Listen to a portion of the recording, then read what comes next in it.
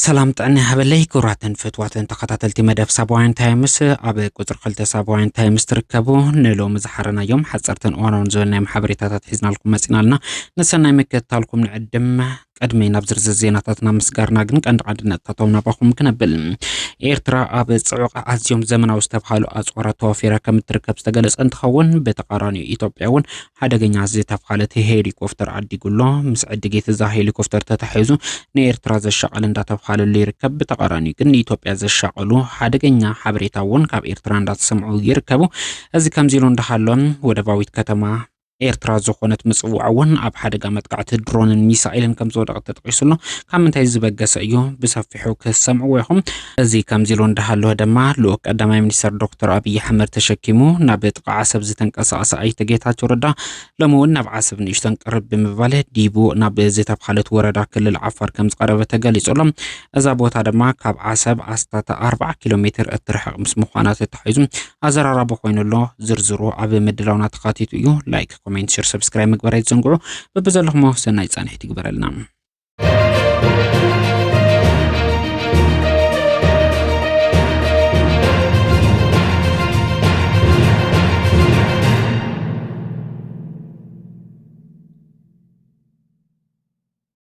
بقدامنا مرصا إثيوبيا كنا وحكم زخل تجلسوه أبز عمت زيك كايد مدبز تجبر له مرصا إثيوبيا نمنه عدل كم زلوا تتقيس له بورد مرصا إثيوبيا أب إثيوبيا مزنك أساسه زي تفلالي بوليتيكان ودبات لهم معنتي ميدياتات أب زيبلو أب عصو أخيبا كم زكايد يستتقسم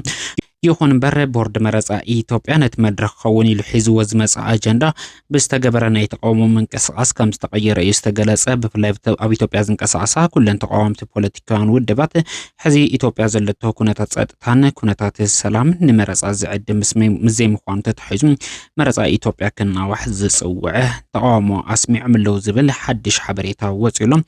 بفلاي أبت مدرخ زي تصاتفوا أبالات زي تفلاليهم بوليتيكان ودبات كم زلعلوا اتمدرخ سفيح تقاوموتات زحازل منبارو بحفشا منقست إثيوبيا أبزع عمت زي مرصا نمكار زي تلملو مخنات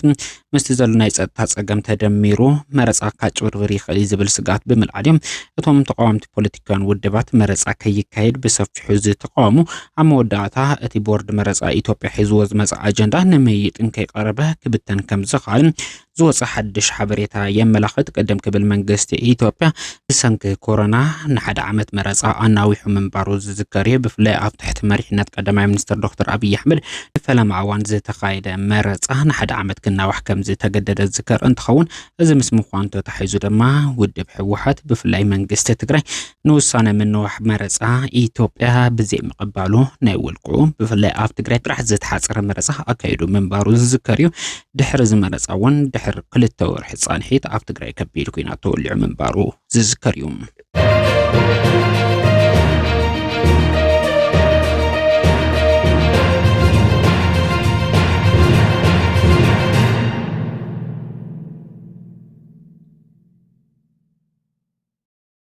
نبره بريزيدنت غزيوا ممحدار تግራይና መኻሪ ቀዳማይ ሚኒስተር ኣብ ጉዳይ ምብራቅ አፍሪካ ዝኾነ ኣይተ ጌታቸው ረዳ ዝመርሕሉ ጉጅለም ኣብ ግንባር ኤርትራን ኢትዮጵያን ዝዋጠጥሉ ዓሰብ ቅልቅል ምባሉ ዝዝከርዩ ትማሊ ናብ ግንባር ቡሬ ኣምሪሑ ዝነበረ ኣይተ ጌታቸው ረዳ ዝመርሕሉ ጉጅለም ምስ ነበርተ እትኸባብን ኣብቲ ግንባር ምዝተዋፈረ ሰራዊት ስፍሕ ዝበለ ጻንሒትን ምክክርን ከም ዝገበሩ ክፍለጥ ተኻኢሉ ኣብ ቀጻሊ ክህሉ ምዝኽእል ዝተፈላልዩ መንቀስቃሳት እውን ኣንፈታትን ኣባላት ሰራዊት ምክልኻል ኢትዮጵያን ነበርተ እትኸባቢ ከም ዝኸቡ ተገሊጹሎ በርግጽ ኣብቲ ኸባቢ ከም ዝተረኸቡ ብምስሊ ዝተሓገዘ ሓበሬታ ዝወጸሎም ከም ጌታቸው ረዳን ሬድዋን ሁሴን ዝመሳሰሉ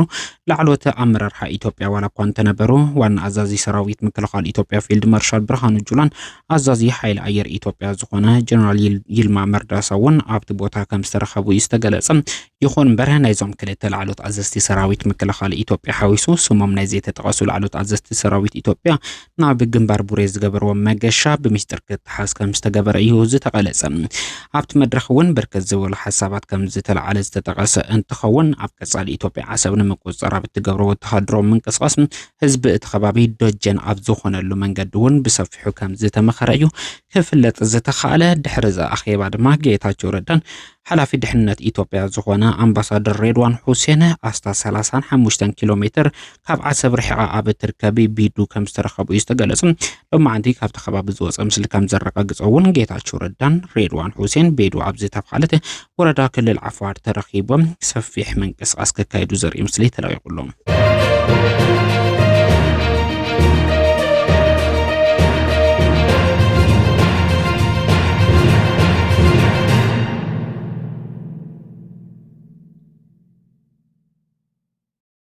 ኢትዮጵያ ኣዝያ ዘመናዊት ምዃና ዝተነገረላ Mi-14 ዝተባሃለት ሄሊኮፕተር ከም ዝዓደገት ተገሊጹ።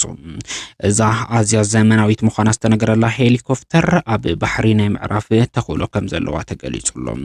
እዚ ፍሉይ ክእለት ዘለዋ ሄሊኮፕተር መንግስቲ ኢትዮጵያ ኣብ ቀይሕ ባሕሪ ንምእታው ንዝገብሮ ዘሎ ምንቅስቃስ ክትሕግዝ ከም እትኽእል እውን ወሲኹ ተገሊጹሎ።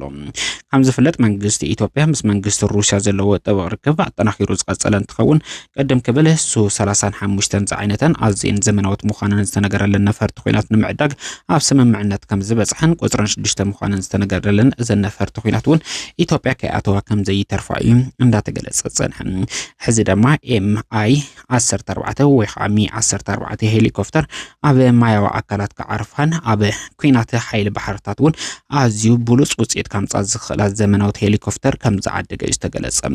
ዕድጊት እዘን ሄሊኮፕተር ኣመልኪቱ ዝወፅእ ሓበሬታ ግን ቁፅሪ ናይተን ሄሊኮፕተር ንጹር ኣይገበረን። ይኹን እምበር መንግስቲ ኢትዮጵያ እዚ ካብ ሩስያ ዝዓደጋ ነፋሪት ብግልፂ ናብ ዓሰብ ንምእታው ሙሉእ ምድላው ከም ዝዛዘመ ዘመላኽት እዩ እንዳበሉ ማዕኸናት ዜና እንዳገለጹ ይርከቡ።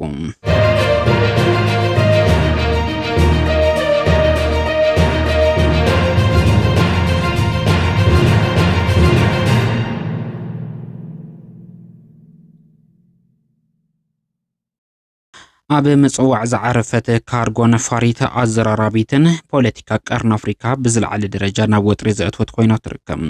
ካብ ኢራን ተበጊሳ ኣብ መዕርፎ ነፈርቲ ምጽዋዕ ዝበጽሐት እዛ ነፋሪት ብርክት ዝበሉ ኣጽዋራት ጽዕነት ምዃና ተጠቒሱሎ። ድሮናት ዝርከቦም ነዊሕ ርሕቀት ክውንጨፉ ዝኽእሉ ሚሳላት ከም ጽዕነት ዝተነገረላ እዛ ናይ ካርጎ ነፋሪት ካብ ኢራን ተበጊሳ ናብ ሱዳን ፖርት ሱዳን ንምምራሕ ዓሊማ ዋላ እኳ እንተተንቀሳቐሰት ንግዚኡ ምክንያቱ ንጹር ብዘይኮነ መንገዲ ቀይራ ናብ ኤርትራ ምጽዋዕ ከምዛቶት ዝተገለጸ። እዛ ነፋሪት ኣብ ምጽዋዕ ወሪዳ እውን ኣጽዋራት እንትተራግፍ ዘርኢ ናይ ሳተላይት ምስሊ ተዘርጊሕሎም። እዚ ጉዳይ ተታሒዙ ብርክት ዝበሉ ሓበሬታ እንዳወጹ ይርከቡ። ብፍላይ እዛ ነፋሪት ኣብ ምጽዋዕ ምስ ምዕራፋት ተታሒዙ ንመንግስቲ ኣሜሪካ ከይቆጥዕ ከም ዘይተረፈ እንዳተገለጸ ይርከብ።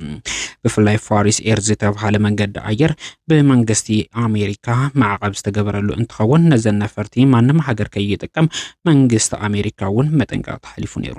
ይኹን እምበር መንግስቲ ኤርትራ ንመጠንቀቅታ ኣሜሪካ ብዝጠሓሰ መልክዑ ቦይንግ 747-281 ኤፍ ዝዓይነታ ካርጎ ነፋሪት ናብ ምጽዋዕ ክትኣቱ ከም ዝገበረ እዩ ዝተገለጸ። እዚ ከምዚ ኢሉ እንዳሃሎ ድማ እዛ ነፋሪት ናብ ምጽዋዕ ምስ ምእታዋ ተታሒዙ ጀነራል ሓምዳን ዳጋሎ ኣብ ምጽዋዕ መጥቃዕቲ ክፍኑ ምሉእ ምድላው ከም ዝዛዘመ እንዳገለጸ ይርከብ። ብፍላይ ድማ ጀነራል ሓምዳን ዳጋሎ ኣብ ዘርግሖ ሓበሬታ እቲ ኣጽዋር ጽዕነት ነፋሪት ናብ ምጽዋዕ ምስ ምእታዋ ተታሒዙ ካብ ኤርትራ ዝተበገሰ መጥቃዕቲ ኣብ ልዕሊ ገጥመን ይኽእል ዝብል ስጋት ከም ዘለዎ ድሕር ምግላጽ ኣብ ልዕሊ ኤርትራ ናይ ድሮን ኮነ ናይ ሚሳኤል መጥቃዕቲ ክፍኑ ከም ዝኽእል ዘጠንቀቐ። ብግልፂ ጀነራል ሓምዳን ዳጋሎ ሱም ኤርትራ ዋላ እኳ እንተዘይተጠቐመ